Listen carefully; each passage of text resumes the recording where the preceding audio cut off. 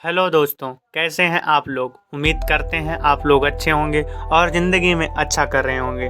आज हम बात करेंगे देश के हित के बारे में, एक ऐसी पार्टी के बारे में जिसने झूठ और फरेब के बल पर अपना राज स्थापित किया और लगातार झूठ और फरेब के दम पर राज करती चली आ रही। ये पार्टी है बीजेपी। क्या बीजेपी सच में एक वॉशिंग मशीन है या बीजेपी गंगा जल है कि कोई दूसरी पार्टी का नेता जिस पर करप्शन, इंटरनेशनल और फिरौती जैसे केसेस, मर्डर जैसे केसेस चल रहे होते हैं और जैसे ही ईडी और सीबीआई उनके घरों और ऑफिसों में रेड मारना चालू करती है, वे अपने पार्टी को छोड़ करके बीजेपी को ज्वाइन करते हैं। एक रिपोर्ट की माने तो 2014 से लेकर के 2025 तक टोटल 25 ऐसे नेता हुए हैं जिन्होंने अपनी पार्टी को छोड़ करके बीजेपी को ज्वाइन किया। उनके सारे केसेस को ख़त्म कर दिए गए और वे एक देशभक्त और ईमानदार नेताओं के रूप में जनता के सामने प्रस्तुत किए गए। ऐसे नेताओं में से 10 नेता तो कांग्रेस के हैं, 4 नेता शिवसेना के हैं और 4 नेता एनसीपी के हैं, 3 नेता टीएमसी के हैं, 2 टीडीपी के हैं, 1 एसपी का है, 1 वाईएसआरसीपी का है। इन 25 नेताओं ने जैसे ही अपनी पार्टी को छोड़ा और बीजेपी को ज्वाइन किया, इनके सारे केसेस को ख़त्म कर दिए गए, ये ठंडे बस्ते में डाल दिए गए। और एक रिपोर्ट की माने तो आज तक ईडी और सीबीआई ने जिन भी नेताओं पर केस किया है उनमें से 95% नेता विपक्षी पार्टी के हैं, केवल 5% नेता ही रूलिंग पार्टी के हैं। अब आप ही बताएं, क्या यह बीजेपी और ये मोदी सरकार जो कि हमेशा ईमानदारी, हमेशा भ्रष्टाचार को ख़त्म करने की बात करती है और हमेशा कहती है कि भ्रष्टाचार मुक्त देश बनाएंगे, ऐसे भ्रष्टाचारियों को अपने पार्टी में लाती है और उनके सारे केसेस को ख़त्म करती है और फिर उन्हें देशभक्त बना के, देशभक्त का मुखौटा ओढ़ के, धर्म का मुखौटा उड़ा करके हमारे बीच प्रस्तुत किया जाता है। अब आप ही बताएं, एक ऐसा नेता जो कि करप्शन के केसेस को झेलते हुए अपनी पार्टी को छोड़ता है और बीजेपी को ज्वाइन करते ही वो एक ईमानदार नेता बना दिया जाता है, तो क्या ये नेता बाद में अपनी ईमानदारी को दिखाएंगे या अपनी ईमानदारी के बल पर काम करेंगे? नहीं, ये बीजेपी ज्वाइन करने के बाद भी वही काम करेंगे जो ये पहले कर रहे थे। बस बात ये है कि अब ये धर्म के नाम पर करेंगे, लोगों को लड़ा करके करेंगे और विकास का झूठा दिखावा करेंगे और फरेब करेंगे।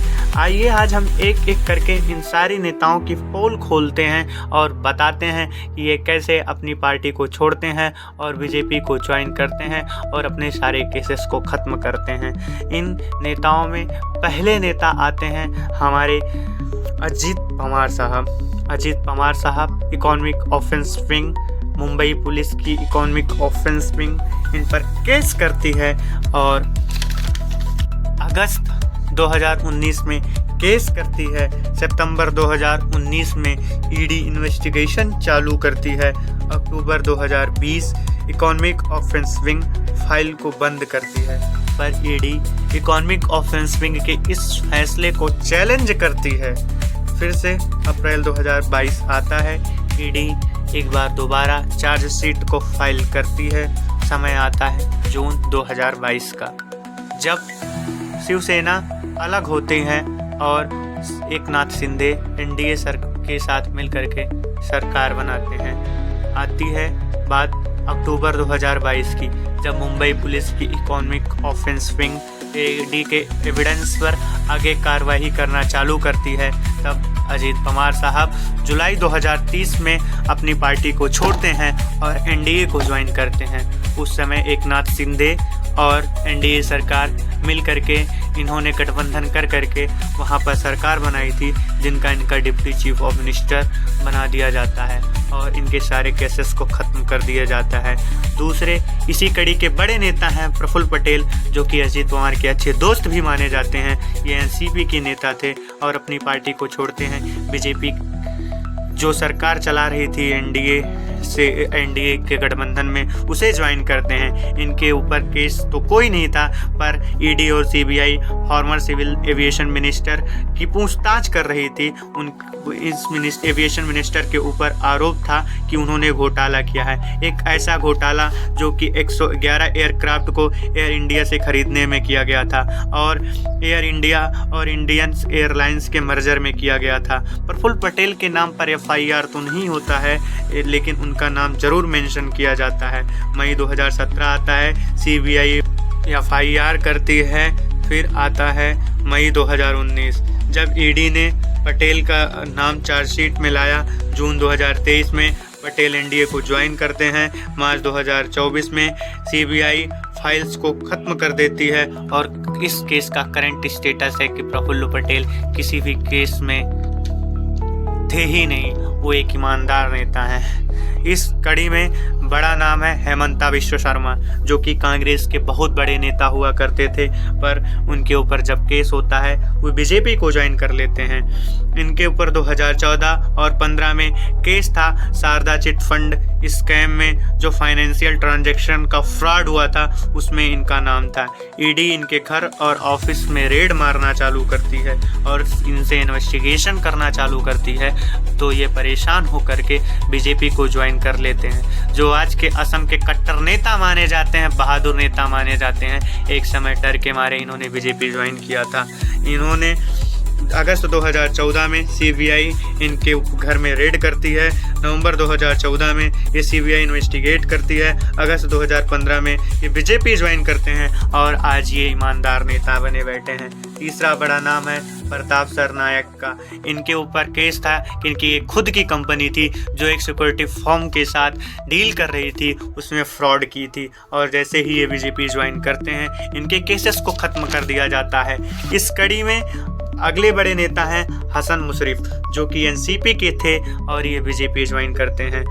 अगले बड़े नेता हैं यामिनी और यशवंत जाधव, जो कि शिवसेना के थे, बाद में BJP ज्वाइन करते हैं। अगले बड़े नेता हैं CM रमेश, जो कि TDP के थे और BJP ज्वाइन करते हैं। अगले बड़े नेता हैं रणेंद्र सिंह, जो कि कांग्रेस के थे, BJP ज्वाइन करते हैं। संजय सेठ, जो कि समाजवादी पार्टी के थे, BJP ज्वाइन करते हैं। शुभेंदु अधिकारी, जो कि TMC के थे, BJP ज्वाइन करते हैं। की गीता, जो कि YSRCP के थे और BJP ज्वाइन करते हैं। शोभन चटर्जी, जो कि TMC के थे, BJP ज्वाइन करते हैं। छगन भुजबल, जो कि NCP के थे, BJP ज्वाइन करते हैं। कृपा शंकर सिंह, जो कि कांग्रेस के थे, BJP ज्वाइन करते हैं। दिगंबर कामत, ये भी कांग्रेस के थे। अशोक छामन, ये भी कांग्रेस के थे। नवीन जिंदल, कांग्रेस के थे। तापस राय, TMC के थे।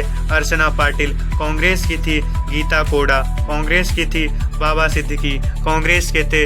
ज्योति मिर्धा, कांग्रेस के थे। संजय चौधरी, TDP के थे। भावना गवाली, शिवसेना के थे। आपने देखा BJP ने इस देश की मेजर पार्टी जो है कांग्रेस, उसके नेताओं के ऊपर केस किया ताकि वो पार्टी टूट जाए और उस पार्टी के जो बड़े मुखड़े हैं वो BJP ज्वाइन कर लें और BJP की एक छवि बन जाए। अब आप ही बताएं, ये फैसला हम आपके हाथों में छोड़ते हैं। क्या BJP को गंगा जल पार्टी घोषित कर देना चाहिए, जिससे ज्वाइन करने पर सारे करप्ट नेताओं का केस दूर हो जाता है? अब आप ही बताएं, अब आप ही तय करें। अगर ऐसी पार्टी देश में राज करेगी तो करप्ट लीडर जो केस के डर से BJP ज्वाइन करेंगे और जब चुनाव जीतेंगे तो देश का क्या विकास सच में करेंगे? अब फैसला आपका है। क्या इससे डेमोक्रेटिक कंट्री की बागडोर ऐसे पार्टी और नेताओं के हाथ में देना चाहिए, या किसी काबिल पार्टी की राजनेता को सत्ता में ला के देश का विकास करना चाहिए, या देश को ऐसे पार्टियों के हाथ में देना चाहते हैं जो धर्म, जाति और क्षेत्र के आधार पर इस देश को बांटे और इस देश पर राज करें? अब फैसला आपका है, आप ही तय करें। क्या यह देश कोई केक का टुकड़ा है जो भी आएगा इस देश पर राज करेगा, बराबर इस टाइम तक राज करेगा और फिर चला जाएगा? अब आप ही बताएं।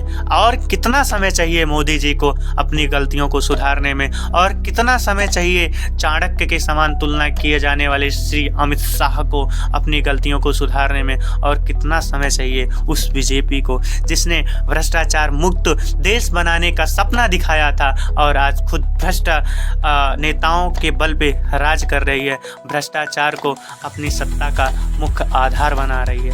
अब आप ही बताएं। फैसला